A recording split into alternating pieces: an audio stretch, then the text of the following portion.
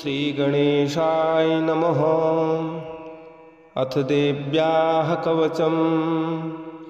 ॐ अस्य श्रीचण्डीकवचस्य ब्रह्मा ऋषिः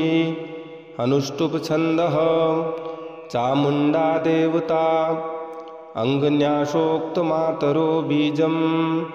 दिग्बन्धदेवतास्तत्त्वं श्रीजगदम्बा प्रीत्यर्थे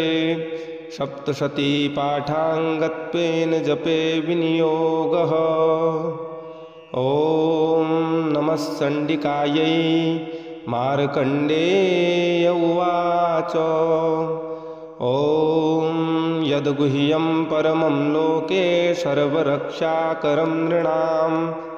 यन्न कस्यचिदाख्यातं तन्मे ब्रूहि पितामह।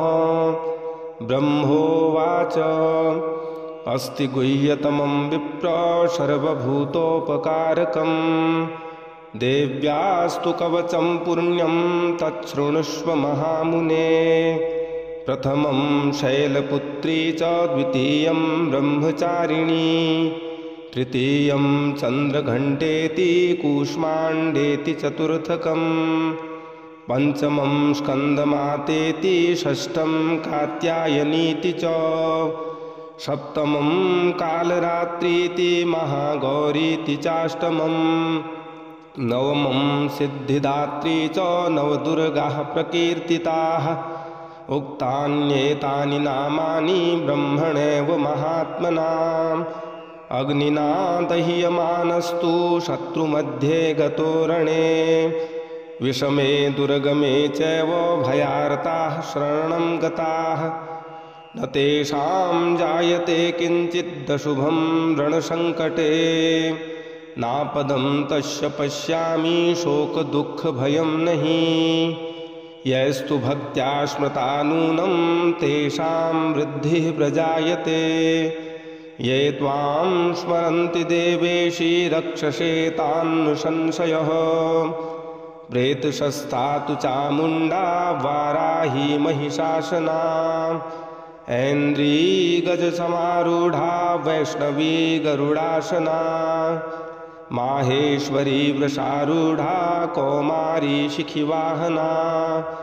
लक्ष्मी पद्मासना देवी पद्महस्ता हरिप्रिया श्वेतरूपधरा देवी ईश्वरी वृषवाहना ब्राह्मी हंससमारूढ़ा सर्वाभरणभूषिता इत्येता मातरः सर्वाः सर्वयोगसमन्विताः नानाभरणशोभाढ्या नानारत्नोपशोभिताः दृश्यन्ते रथमारूढ़ा देव्यः क्रोधसमाकुलाः शङ्खं चक्रं गदां शक्तिं हलं च मुशलायुधं खेटकं तोमरं चैव परशुं पाशमेव च कुन्तायुधं त्रिशूलं च शार्ङ्गमायुधमुत्तमम् दैत्यानां देहनाशाय भक्तानां भयाय च धारयन्त्यायुधानीत्थं देवानां च हिताय वै नमस्तेस्तु महारौद्रे महाघोरपराक्रमे महाबले महोत्साहे महाभयविनाशिनी त्राहि मां देवि दुष्प्रेक्षे शत्रूणां भयवर्धिनी प्राच्यां रक्षतु मामेन्द्री आग्नेयामग्निदेवता दक्षिणे वतु वाराही नैऋत्यां खड्गधारिणी प्रतीच्यां वारुणी रक्षेद्वायव्यां मृगवाहिनी उदीच्यां पातु कौमारी ऐशान्यां शूलधारिणी ऊर्ध्वं ब्रह्माणि मे रक्षेदधस्ताद्वैष्णवी तथा एवं दश दिशो रक्षेच्चामुण्डा शववाहना जया मे चाग्रतः पातु विजया पातु पृष्ठतः अजिता वामपार्श्वे तु दक्षिणे चापराजिता शिखामुद्योतिनी रक्षेदुमामूर्ध्नि व्यवस्थिता मालाधरी ललाटे च भ्रुवौ रक्षेद्यशस्विनी त्रिनेत्रा च भ्रुवोर्मध्ये यमघण्टा च नासिके शङ्खिनी चक्षुषोर्मध्ये श्रोतयोर्द्वारवासिनी कपोलौ कालिका रक्षेत् कर्णमूले तु शाङ्करी नासिकायां सुगन्धा च उत्तरोष्ठे च चर्चिका अधरे चामृतकला जिह्वायां च सरस्वती दन्तान् रक्षतु कौमारी कण्ठदेशे तु चण्डिका घण्टिकां चित्रघण्टा च महामाया च तालुके कामाक्षी चिबुकं रक्षेत् वाचं मे सर्वमङ्गला ग्रीवायां भद्रकाली च पृष्ठवंशे धनुर्धरी नीलग्रीवा बहिकण्ठे नलिकां नलकूपरी स्कन्धयोः खड्गिनी रक्षेत् बाहू मे वज्रधारिणी हस्तयोर्दण्डिनी रक्षेदम्बिका चाङ्गुलीषु च नखाञ्चूलेश्वरी रक्षेत् कुक्षौ रक्षेत् कुलेश्वरी स्तनौ रक्षेन्महादेवी मनः शोकविनाशिनी हृदये ललिता देवी उदरे शूलधारिणी नाभौ च कामिनी रक्षेत् गुह्यं गुह्येश्वरी तथा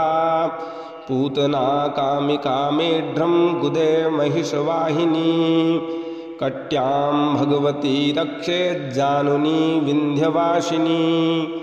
जङ्घे महाबला रक्षेत् सर्वकामप्रदायिनी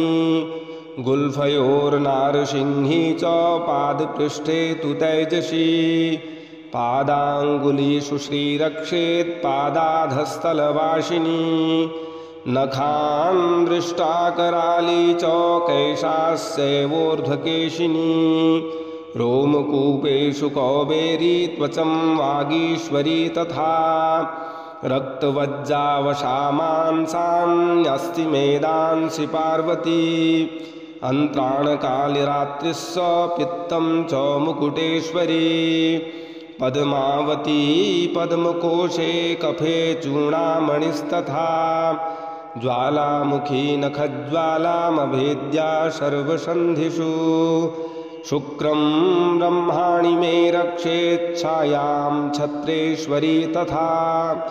अहङ्कारं मनोबुद्धिं रक्षेन्मे धर्मधारिणी प्राणापानौ तथा व्यानमुदानं च शमानकम् वज्रहस्ता च मे रक्षेत् प्राणं कल्याणशोभना रसे रूपे च गन्धे च शब्दे स्पर्शे च योगिनी सत्वं रजस्तमस्यैव रक्षेन्नारायणी सदा आयु रक्षतु वाराही धर्मं रक्षतु वैष्णवी यशः कीर्तिं च लक्ष्मीं च धनं विद्यां च चक्रिणी गोत्रमिन्द्राणि मे रक्षेत् पशून् मे रक्ष चण्डिके पुत्रान् रक्षेन्महालक्ष्मी भार्यां रक्षतु भैरवी पन्थानं सुपता रक्षेन्मार्गं क्षेमकरी तथा राजद्वारे महालक्ष्मीर्विजया सर्वतः रक्षाहीनं तु यत्स्थानं वर्जितं कवचेन तु तत्सर्वं रक्ष मे देवी जयन्ती पापनाशिनी पद्मेकं न गच्छेत्तु यदिच्छेच्छु भयात्मनः कवचेनामृतो नित्यं यत्र यत्रैव गच्छति तत्र तत्रार्थलाभस्य विजयः सर्वकामिकः यं यं चिन्तयते कामं तं तं प्राप्नोति निश्चितम् परमेश्वर्यमतुलं प्राप्स्यते भूतले पुमान् निर्भयो जायते मर्त्यः संग्रामेष्वपराजितः त्रैलोक्ये तु भवेत् पूज्यः कवचेनावृतः पुमान् इदं तु देव्याः कवचं देवानामपि दुर्लभम् यः पठेत् प्रयतो नित्यं त्रिसन्ध्यं श्रद्धयान्वितः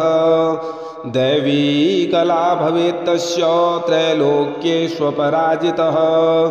जीवेद्वर्षशतं साग्रमपमृत्युर्विवर्जितः नश्यन्ति व्याधयः सर्वे लूता विस्फोटकादयः स्थावरं जङ्गमं चैव कृत्रिमं चापि यद्विषम् अभिचाराणि सर्वाणि मन्त्रयन्त्राणि भूतले भूचराः खेचराश्चैव जलजाः सोपदेशिकाः सहजा कुलजा माला डाकिनी शाकिनी तथा अन्तरिक्षचरा घोरा डाकिन्यश्च महाबलाः ग्रहभूतपिशाचास्सो यक्षगन्धर्वराक्षसाः ब्रह्मराक्षसवेतालाः कूष्माण्डा भैरवादयः नश्यन्ति दर्शनास्तस्य कवचे हृदि संस्थिते मानोन्नतिर्भवेद्राज्ञस्तेजो वृद्धिकरं परम् यशसा वर्धते सोऽपि कीर्तिमण्डितभूतले जपेद सप्तशतीं चण्डीं कृत्वा तु कवचं पुरा यावद्भूमण्डलं धत्ते सशैलवनकाननं तावत्तिष्ठति मेदिन्यां सन्ततिः पुत्रपौत्रिकी देहान्ते परमं स्थानं यत्सुरैरपि दुर्लभं प्राप्नोति पुरुषो नित्यं महामाया प्रसादतः लभते परमं रूपं शिवेन सह मोदते। ॐ जय जय श्रीदेव्याः कवचं सम्पूर्णम्।